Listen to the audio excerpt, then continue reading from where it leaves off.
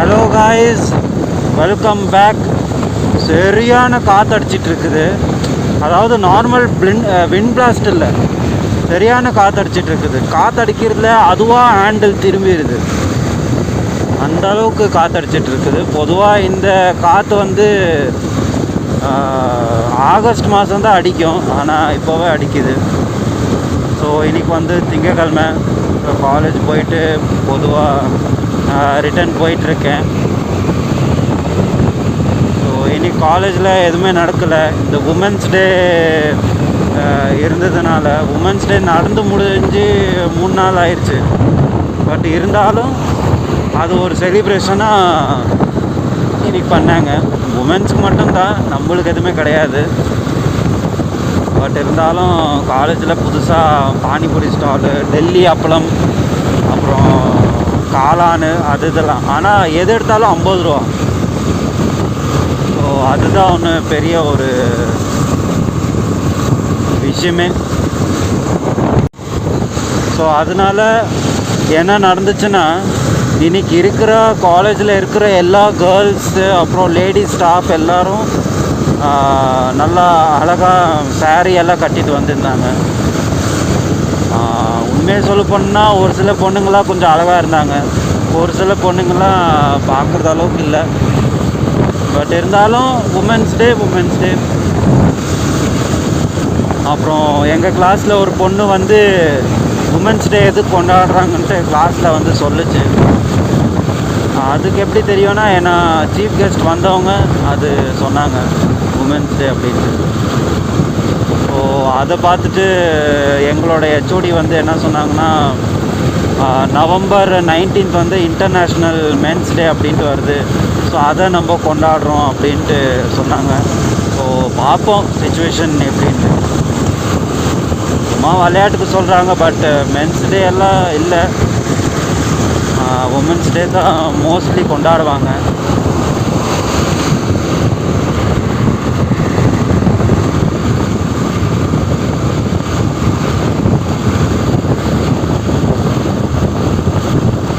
பசி வேறு.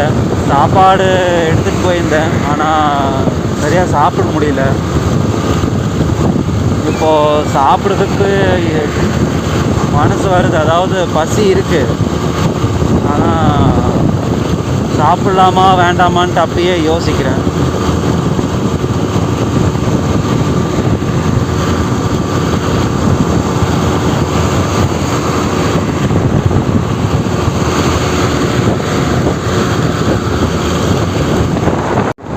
ஸோ இப்படி லெஃப்டில் இப்படி கீழே இறங்கிட்டோம்னா அப்படியே ஒட்டன்சத்திரங்க, அப்படியே நேராக போனால் பழனி, அப்புறம் மருத்துக்குளம், உடுமல்பேட்டை, அப்புறம் டைரெக்டாக பொள்ளாச்சி, அப்புறம் கோயம்புத்தூர். ஆனால் இந்த ஹைவேஸ் வந்து பொள்ளாச்சி வரையும் மட்டும்தான் இருக்குது, அதாவது உடுமல்பேட்டை வரையும் மட்டும்தான் இருக்குது. அதுக்கப்புறம் அந்த சைடு இன்னும் கம்ப்ளீட் ஆகலை இப்போ வரைக்கும்.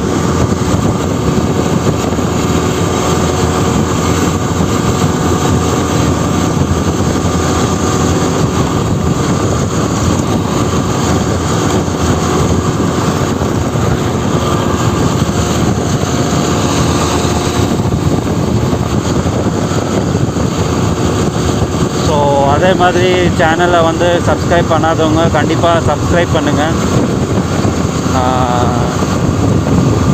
என் வாழ்க்கையில் நடக்கிறது எதுவுமே ஸ்கிரிப்டட் எதுவுமே இல்லாமல் எது நடக்குது அது நான் வந்து கண்டிப்பாக நான் வந்து போடுவேன். ஏன்னா எனக்கு கூட ரொம்ப ஆசை இந்த மாதிரி யூடியூப்பில் வீடியோஸ் வந்து க்ரியேட் பண்ணணும்.